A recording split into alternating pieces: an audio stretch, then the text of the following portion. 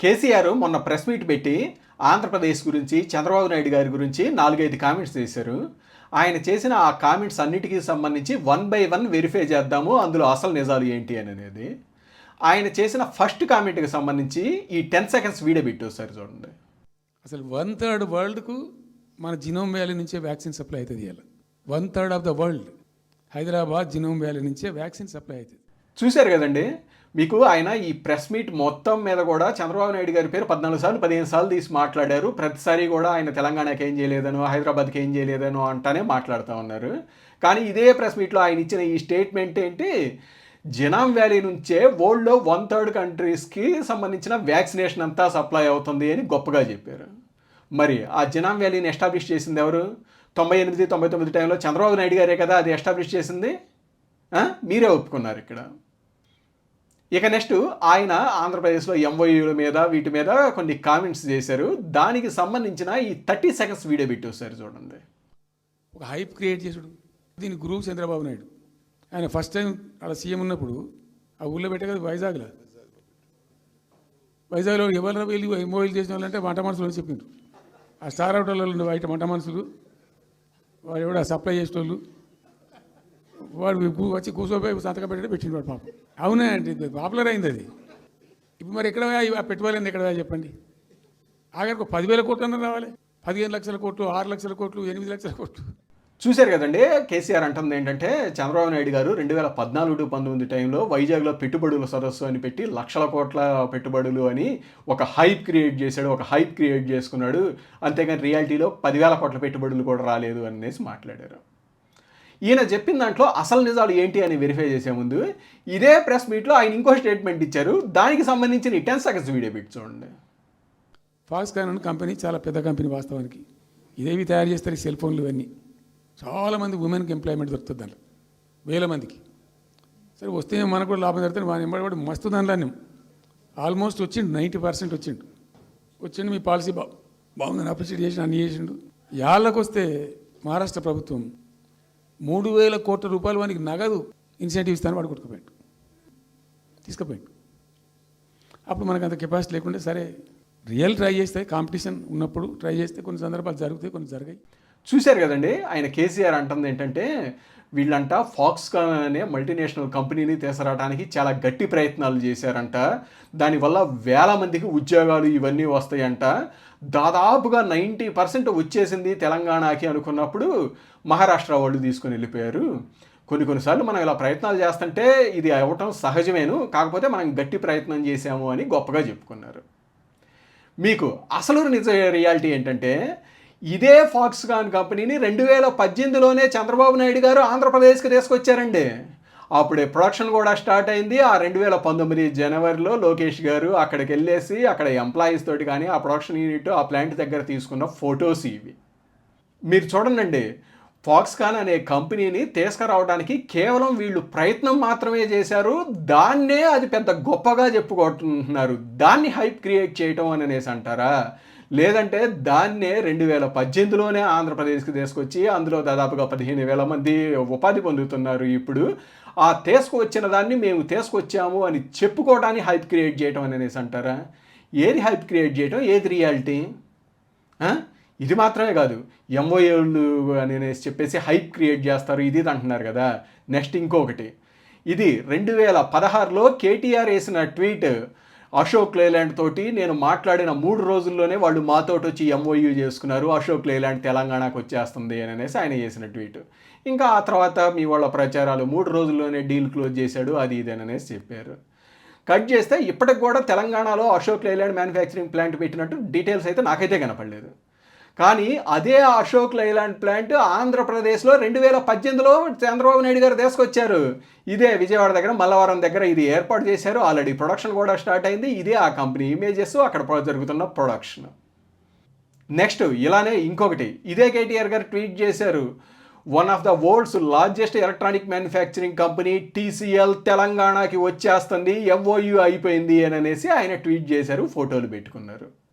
Cut చేస్తే ఇప్పటిదాకా TCL తెలంగాణలో ప్లాంట్ ఏర్పాటు చేసినట్టు నాకైతే కనిపించలేదు ఏ డీటెయిల్స్.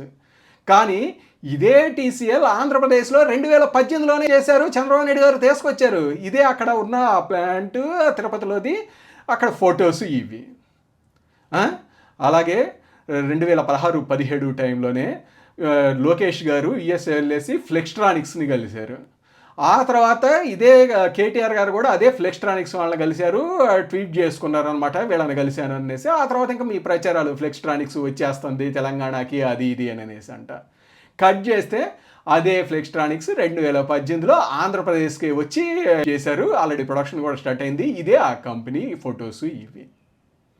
అలాగే ఆ నెక్స్ట్ 2018 జనవరి ఆ టైంలో కేటీఆర్ వెళ్ళేసి హీరో మోటార్స్ పవన్ వీరిని కలిశారు. దాన్ని ఆయన పోస్ట్ చేసుకున్నారు, ఇలా మీటింగ్ జరిగింది హీరో మోటార్స్ తోటి ఇది అనేసి. ఆ తర్వాత ఇంకా మీ ప్రచారాలు ఇవన్నీ హీరో మోటార్స్ని తీసుకొచ్చేస్తున్నాడు కేటీఆర్ అది ఇది అంట, ఇదంతా చేసుకున్నారు. ఆ తర్వాత అది కర్ణాటకకి వెళ్ళింది అని అనేసి వచ్చింది. ఆ తర్వాత మళ్ళీ అది ఆంధ్రప్రదేశ్కే వచ్చి చేశారు. ఆంధ్రప్రదేశ్లో ఆల్రెడీ ప్రొడక్షన్ స్టార్ట్ అయింది. ఇది 2019-18 టైంలోనే అనమాట. 2018 జనవరిలో మీరు కలిసి ఇది మాకు వస్తుంది అని వేసుకున్నారు. 2018 ఏప్రిల్ మే ఆ టైంలో ఆంధ్రప్రదేశ్లో వాళ్ళు స్టార్ట్ చేశారు. అలాగే అపోలో టైర్స్ కూడా అప్పుడంతే. ఫస్ట్ తమిళనాడు అనుకున్నారు, అది తమిళనాడు నుంచి తెలంగాణకి వచ్చేసింది, తెలంగాణకి తీసుకొచ్చేస్తున్నారు కేటీఆర్ ఇది ఇది అనేసి ప్రచారాలు ఇదంతా చేసుకున్నారు. కట్ చేస్తే అది కూడా 2018 ఆ టైంలో వచ్చేసి ఆంధ్రప్రదేశ్లోనే పెట్టుబడి పెట్టింది. ఆల్రెడీ ప్రొడక్షన్ స్టార్ట్ అయింది. మీరు చూడండి, ఇప్పుడు కేవలం 6 కంపెనీలు మాత్రమే చెప్పాను. ఏంటివి? Foxconn, Ashok Leyland, TCL, Flextronics, hero Motors and Apollo tyres. ఈ 6 మాత్రమే చెప్పాను. ఈ 6 ఏంటి? పెద్ద కంపెనీలు తెలంగాణకి వచ్చేస్తున్నాయి అని ఎంఓయూలు అయినాయి అని అనేసి ప్రచారాలు చేసుకున్నవి, అక్కడికి కాకుండా ఆంధ్రప్రదేశ్కి వచ్చినాయి. వాటి మాత్రమే చెప్పాను నేను. ఇంకా చిన్న కంపెనీలు చాలా ఉన్నవి తెలంగాణకి అని వాళ్ళు ప్రచారాలు చేసుకొని ఆ తర్వాత ఆంధ్రప్రదేశ్కి వచ్చినవి అనేవి కూడా. మీరు కేవలం 10,000 కోట్ల పెట్టుబడులు కూడా రాలేదు అని అనేసి మాట్లాడారు కదా కేసీఆర్ గారు 2014-19 మధ్య ఆంధ్రప్రదేశ్లో. మరి మీకు ఇక్కడ మీరే కదా ఈ 1,000 కోట్ల పెట్టుబడులు తెలంగాణకు వస్తున్నాయి అని ప్రచారాలు చేసుకుని ఆంధ్రప్రదేశ్లో కనబడతా ఉన్నాయి. మరి ఇవి ఇక ఇవి మాత్రమే కాకుండా ఆనాడు 2014-19 మధ్యలో దేశంలోనే అతిపెద్ద ఎఫ్డిఐ కియా మోటార్స్ ఆంధ్రప్రదేశ్కి వచ్చింది. అది కూడా ఎక్కడికి? అనంతపురానికి వచ్చింది. ఈరోజు అన్ని ఇన్ఫ్రాస్ట్రక్చరు ఇవన్నీ ఉన్న హైదరాబాద్ను చూపించి పెట్టుబడులు ఇవి తీసుకురావటం అనే ఉందండి.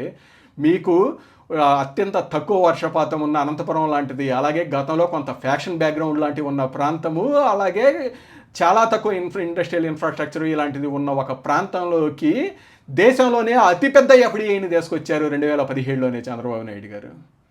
ఇక ఇవి కాకుండా సెల్కాన్ కానీ, మైక్రోమాక్స్ కానీ, ఏఎంటీజెడ్ కానీ ఇలా చెప్తా పోతే చాలా ఉన్నాయి. అంతెందుకు, జగన్మోహన్ రెడ్డి గారి ప్రభుత్వమే అధికారికంగా శాసన మండలిలో ప్రకటించిన రిపోర్ట్ ఇదిగోండి. 2019 జూలై ఆగస్టు ఆ టైంలో జగన్మోహన్ రెడ్డి గారి ప్రభుత్వమే శాసన మండలిలో అధికారికంగా ఈ రిపోర్టు ఇచ్చింది. 2014 జూన్ నుంచి 2019 మేలోపు చంద్రబాబు నాయుడు గారి ఆ 5 ఏళ్ల హయాంలో 5,13,000 కొత్త ఉద్యోగాలు తీసుకొచ్చారు అనేసి వైసీపీ ప్రభుత్వమే అధికారికంగా ఇచ్చింది. వైసీపీ ప్రభుత్వం అధికారికంగా ఇచ్చిన రిపోర్ట్ అని మాత్రమే కాదు, వీటి మొత్తం కంపెనీలు కూడా ఏ టైంలో వచ్చినవి, అవి జీవోల నెంబర్లతోటి సహా, అలాగే ప్రొడక్షన్ ఎప్పుడు స్టార్ట్ అయింది, వాటి ఇమేజెస్, వీటన్నిటినీ ఆధారాలతోటి సహా చూపిస్తా. నేను దీనికోసమే స్పెషల్గా ఒక వీడియో గతంలోనే చేశాను. ఆ వీడియో మీకు వీడియో ఎండ్ కార్డ్లో ఇస్తాను, డిస్క్రిప్షన్లో కూడా ఇస్తాను. ఒకసారి చెక్ చేయండి. ఈ పెట్టుబడులు అన్నీ కూడా ఏ టైంలో వచ్చినవి, ఆ ప్రొడక్షన్ ఏంటి అనే డీటెయిల్స్ దీని గురించే ఇచ్చాను అనమాట. అలాగే ఒక ఆంధ్రప్రదేశ్ ప్రభుత్వం ఇచ్చిన రిపోర్ట్ మాత్రమే కాదు, ఎఫ్డిఐలు కేంద్ర ప్రభుత్వం ఇది ఇస్తుంది కదా, ఆ ఎఫ్డిఐల లిస్ట్ ప్రకారం కేంద్ర ప్రభుత్వం ఇచ్చింది 2014-19 మధ్య ఆంధ్రప్రదేశ్ 58,000 కోట్ల ఎఫ్డిఐలను అట్రాక్ట్ చేసి దేశంలో 3వ స్థానంలో నిలిచింది ఆ రోజు ఆంధ్రప్రదేశ్. మీకు ఆనాడు తెలంగాణ టాప్ 8లో కూడా ఎక్కడా లేదు. ఆ రోజు ఒకసారి ఒక సంవత్సరం ఆంధ్రప్రదేశ్ 3వ స్థానంలో, ఒకసారి 4వ స్థానంలో, ఇలా మొత్తంగా కంబైన్ చేస్తే ఆ 5 ఏళ్ల పీరియడ్ కలిపి 3వ స్థానంలో నిలిచింది. అప్పుడు తెలంగాణ కనీసం టాప్ 8లో కూడా ఎక్కడా లేదు. ఇది మీకు వడ్డించిన విస్తర్ లాంటి ఇన్ఫ్రాస్ట్రక్చర్ ఉన్న హైదరాబాదు ఇవన్నీ ఉన్నా కూడా ఇండస్ట్రియల్ సెక్టార్లో కూడా ఏ విధమైన కాంపిటీషన్ ఇవ్వలేదండి 2014-19 మధ్య మీరు ఆంధ్రప్రదేశ్కి. కనీసం కాంపిటీషన్ కాదు కదా, కన్సిడర్ దాంట్లో కూడా లేదు కాంపిటీషన్ అనే దాంట్లో. అలాగే నెక్స్ట్ ఇదే ప్రెస్ మీట్లో కేసీఆర్ వ్యవసాయ రంగానికి సంబంధించి కూడా మాట్లాడుతూ చాలా కామెంట్స్ చేశారు. దానికి సంబంధించి చూసే ముందు ఆయన ఒక రిపోర్ట్ గురించి కూడా మాట్లాడారు. దానికి సంబంధించిన ఈ 10 సెకండ్స్ వీడియో బిట్ ఒకసారి చూడండి. ఇవాళ ఏందండి, ఎన్సీఆర్బీ రిపోర్ట్ ప్రకారంగా 20% క్రైమ్ రేట్ పెరిగింది తెలంగాణలో. చూశారు కదండి, ఆయన కేసీఆర్ అంటుంది ఏంటంటే ఎన్సీఆర్బీ రిపోర్ట్ ప్రకారం ప్రజెంట్ తెలంగాణలో క్రైమ్ రేట్ ఎక్కువైంది అని అనేసి చెబుతా ఉన్నారనమాట. సరే, ఇప్పుడు ఆ డీటెయిల్స్ ఏంటి అని అనేది నేను చూడలేదు. కాకపోతే ఆయన ఏదైతే క్రెడిబిలిటీ ఆపాదించి చెప్పాడో ఎన్సీఆర్బీ రిపోర్ట్, అదే ఎన్సీఆర్బీ రిపోర్ట్ ప్రకారము 2014-19 మధ్య దేశంలో అత్యధికంగా రైతు ఆత్మహత్యలు జరిగిన రాష్ట్రాల్లో తెలంగాణ 2వ స్థానంలో ఉంది, మహారాష్ట్ర ఫస్ట్ స్థానంలో ఉంది. 2016-18 ఆ టైంలో ఇది 2వ స్థానంలో ఉంది తెలంగాణ. అలాగే మహిళా రైతుల ఆత్మహత్యల్లో తెలంగాణ మొదటి స్థానంలో ఉంది. మీరు హైప్ క్రియేట్ చేసుకోవడం అంటున్నారు కదా, మీరు ఈ వ్యవసాయ రంగం అనే దాంట్లో కూడా అలానే క్రియేట్ చేసుకున్నారు. మీరు ఆ రోజు ఏంటి 1,00,000 కోట్లతోటి కాళేశ్వరం ప్రాజెక్టు కడుతున్నాం, బాహుబలి ప్రాజెక్టు, అది ఇది అంట ఎంత హైప్ క్రియేట్ చేయాలో అంత హైప్ క్రియేట్ చేసుకున్నారు. కట్ చేస్తే ఇప్పుడు దాని ద్వారా ఎన్ని టీఎంసీలు మీరు నీళ్లు తీసుకొచ్చారు అని అనేది చూస్తే మొన్న మరి ఇరిగేషన్ మినిస్టరే అఫిషియల్ స్టేట్మెంట్ ఇచ్చారు. ఏంటి 150 టీఎంసీలు తోడితే దాని ద్వారా అందులో 100 టీఎంసీలు మళ్ళీ సముద్రంలోకి వదిలేరు, కేవలం 55 టీఎంసీలు మాత్రమే వాడటానికి ఉపయోగపడింది, కనీసం కరెంటు బిల్లుల ఖర్చులు కూడా రాలేదు అని అనేసి వాళ్ళు ఇచ్చిన స్టేట్మెంట్. అలాగే చాలాసార్లు న్యూస్ పేపర్లో చూస్తూనే ఉన్నాము, ప్రతిసారి కాళేశ్వరం నుంచి నీళ్లు తోడారు అంటారు, ఆ తర్వాత మళ్ళీ 2 రోజులకి తోడిన నీళ్ళని సముద్రంలోకి వదిలేశారు అని అనేసి వస్తూ ఉంటుంది. తెక్కలోడు తిరణాలకు వెళ్తే కానీ ఎక్కాదేగను జరిపినట్టుండ్లా ఆ రకంగా నీళ్లు దోడటము మళ్ళీ వాటిని సముద్రంలోకి వదిలేయటము అట్టా కనపడతా ఉంది. అదే చంద్రబాబు నాయుడు గారు 2014-19 మధ్యలో కేవలం 1,100-1,200 కోట్లతోటి పట్టిసీమ కట్టి దాని ద్వారా కేవలం ఆ 4 ఏళ్లలోనే దాదాపుగా 300 టీఎంసీల నీళ్లను తీసుకొచ్చి 48,000 కోట్ల పంటని కాపాడారు. ఇందులో ఏది హైప్ క్రియేట్ చేయటం? ఆ రోజు 2016-17 టైంలో మిర్చి రేట్లు దేశవ్యాప్తంగా అన్ని చోట్ల తక్కువగా ఉంటే ఆంధ్రప్రదేశ్లో ఆ రోజు ప్రభుత్వమే ఎక్స్ట్రా అమౌంట్ ఇచ్చి గిట్టుబాటు ధర కల్పిస్తే అలాంటి గిట్టుబాటు ధరే మాకు కల్పించండి అన్నట్లు మీ తెలంగాణలో ధర్నాలు ఇవన్నీ చేస్తే రైతులకి బేడీ లేసి తీసుకెళ్ళిన పరిస్థితులండి మీవి. ఇది మీ పాలన ఆ రోజు వ్యవసాయ రంగంలో. సో ఇందులో కూడా ఏమీ లేదు. ఆ రోజు అదే ఆంధ్రప్రదేశ్ దేశంలోనే అత్యధికంగా డబుల్ డిజిట్ గ్రోత్ రేట్ సాధించింది వ్యవసాయ రంగంలో. అలాగే నెక్స్ట్ ఎడ్యుకేషన్ రంగం చూద్దాము. ఎడ్యుకేషన్ దాంట్లో కూడా ఆ రోజు నీతి ఆయోగ్ ఇచ్చిన రిపోర్టు ప్రకారం 2014-19 మధ్య విద్యారంగంలో ఉన్నత ప్రమాణాలను పెంపొందించడంలో ఆంధ్రప్రదేశ్ 4వ స్థానంలో నిలిచింది. ఆ తర్వాత మళ్ళీ 2వ స్థానంలోకి వచ్చింది, ఢిల్లీ తర్వాత స్థానంలోకి వచ్చింది. అదే తెలంగాణ అదే రిపోర్టు ప్రకారం 14వ స్థానంలో ఉంది. అలాగే ఇంకా లిటరసీ దాంట్లోకి వచ్చేసరికి 35వ స్థానంలో పడిపోయి ఉంది తెలంగాణ. సరే, ఆ లిటరసీ దానికి సంబంధించి అది కేవలం మీ గవర్నమెంట్ మాత్రమే అంటాం కానీ కాదు, అది ఇదివరకు ఉన్న గవర్నమెంట్లు అన్నిటి దాని ప్రకారమే ఉంటుంది కాబట్టి దాని మీద మాట్లాడట్లేదు. కానీ 14-19 మధ్య విద్యారంగంలో ప్రమాణాలు పెంపొందించడంలో ఫెసిలిటీస్ లేకపోతే ఇన్ఫ్రాస్ట్రక్చర్ వీటన్నిటిని క్రియేట్ చేయడం దానికి సంబంధించి నీతి ఆయోగ్ ఇచ్చిన రిపోర్టు ప్రకారం ఆంధ్రప్రదేశ్ ఒకసారి 4 ఒకసారి 2వ స్థానంలో ఉంటే తెలంగాణ మాత్రం 14వ స్థానంలోనే ఉంది. ఈ రకంగా మీరు 2014-19 మధ్య అటు ఇండస్ట్రియల్ సెక్టార్, ఎడ్యుకేషన్ సెక్టార్, వ్యవసాయ రంగం ఎందులో కూడా ఆంధ్రప్రదేశ్కి కనీస కాంపిటీషన్ కూడా ఇవ్వలేదండి. ఒకవేళ మీ అబ్బాయి మీకు అబద్ధాలు చెప్పారో లేదంటే మీకు అప్పట్లో సినిమా ఇండస్ట్రీ వాళ్ళు కానీ వీళ్ళందరూ ఏ చిన్నది మీరు చేసినా కానీ కేటీఆర్ గారి గురించి కేసీఆర్ గారి గురించి ట్వీట్లు వేయటం, పబ్లిసిటీ, హైప్ ఇదంతా చేస్తూ ఉండేవాడు కదా. సో వాటన్నిటి మూలాన ఏదో చేసేసినట్టు మీకు అనిపించిందేమో కానీ రియాలిటీ అయితే ఇదండి. ఇక మీకు అదృష్టం అనేది ఎక్కడ కలిసి వచ్చిందో చెప్పమంటారా? మీకు అదృష్టం కలిసి వచ్చింది 2019లో జగన్మోహన్ రెడ్డి గారు గెలవటంతోటేనండి. మీకు ఆంధ్రప్రదేశ్ ప్రజలు కూడా ఇవన్నీ గుర్తు చేసుకోవాలండి. ఇవన్నీ మర్చిపోయే విషయాలు కాదు, గుర్తు చేసుకోవాలి.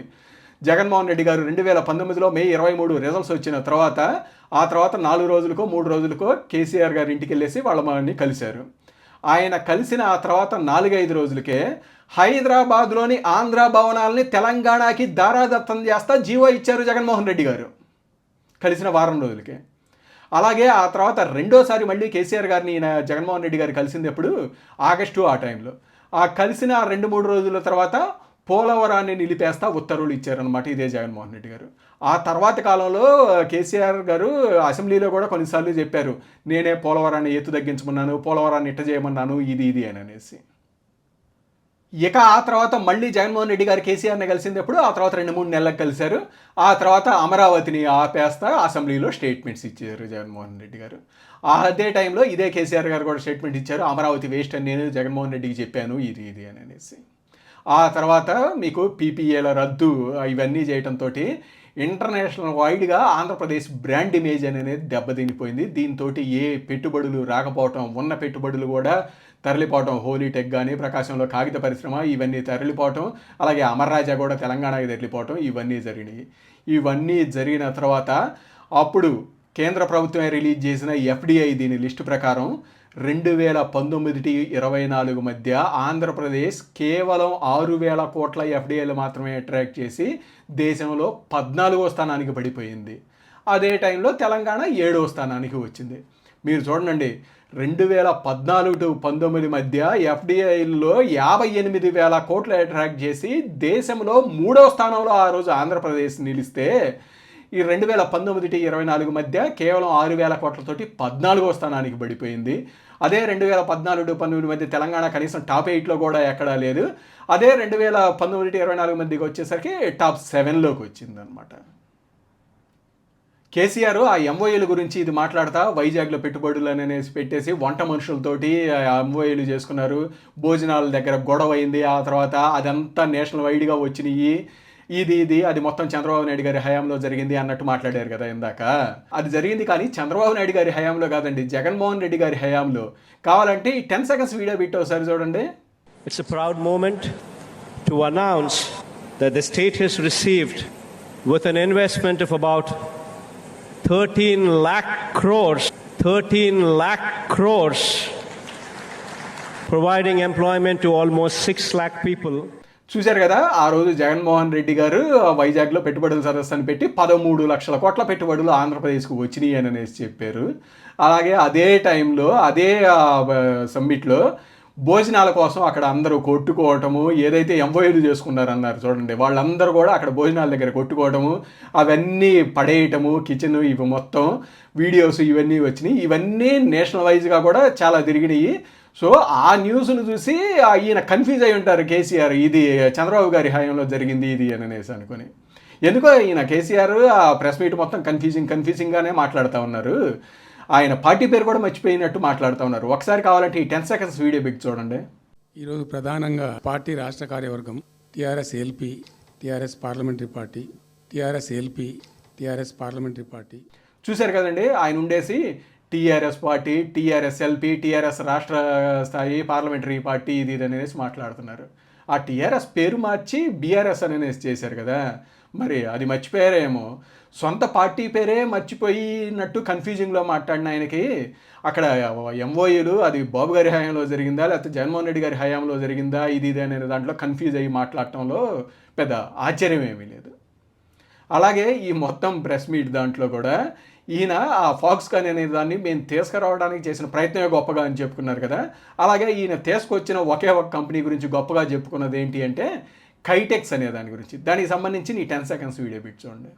వరంగల్లో వస్తున్నటువంటి కైటెక్స్ కానీ చాలా వాళ్ళు ఎంబడివాడి తనలాడి తిప్పలవాడి అది చేసి పట్టుకొస్తే చూశారు కదండి, ఆ కైటెక్స్ అనే ఒకదాని పేరు చెప్పి మేము తీసుకొచ్చాము, గొప్పగా నడుస్తుంది ఇది అన్నట్లు చెబుతా ఉన్నారు.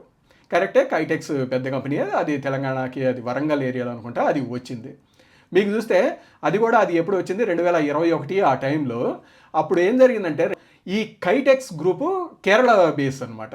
ఈ కైటెక్స్ గ్రూప్ వాళ్ళు 2020 అనే పార్టీ పెట్టేసి ఆ రోజు 2021 ఎలక్షన్స్లో చేశారు, కొన్ని జిల్లాల్లో పెట్ చేశారు. ఆ తర్వాత వచ్చిన పార్టీ అధికార పార్టీ ఈ కైటెక్స్ మీద చాలా రైడ్స్, కంప్లీట్గా ఇన్స్పెక్షన్స్ ఇవన్నీ కంటిన్యూస్గా చేయటం, అక్కడ వర్కర్స్ దగ్గర స్ట్రైక్లు ఇవన్నీ వెనకుండి చేయిస్తున్నారు, ఇవన్నీ జరిగినాయి అనేసి న్యూస్లు ఇవన్నీ వచ్చినాయి. దీంతో వాళ్ళు సౌత్లో ఇంకొక రాష్ట్రానికి పోవాలి, ఇలాంటి వెండేటా పాలిటిక్స్ ఇలాంటివి ఉన్నదాటి కాకుండా వేరే చోటకి వెళ్ళాలి అని చూస్తున్నప్పుడు మన ఆంధ్రప్రదేశ్కి వచ్చేసరికి తెలిసిందే కదా జగన్మోహన్ రెడ్డి గారు అప్పుడు ఏ రకంగా చేస్తున్నారో కక్షపూరిత రాజకీయాలు ఇది. అందుకని ఇటు సైడ్ తెలంగాణ ఇది చూసుకున్నారు. ఆ రకంగా కైటెక్స్ వచ్చిందనమాట. ఆ వచ్చిన ఒక్కదాని గురించే ఇది గొప్పగా చెప్పుకున్నారు. మీకు అదే టైంలో ఒకవేళ చంద్రబాబు నాయుడు గారే అధికారంలో ఉండుంటే ఆంధ్రప్రదేశ్లో ఆ కైటెక్స్ కూడా ఆంధ్రప్రదేశ్కే వచ్చి ఉండేది అనేది నేను ఊహాగానాల ప్రకారం ఇలా చెప్పట్లేదు. కాకపోతే జగన్మోహన్ రెడ్డి గారి లాగా ఏ ప్రయత్నం చేయకుండా చూస్తా అయితే కూర్చోరండి.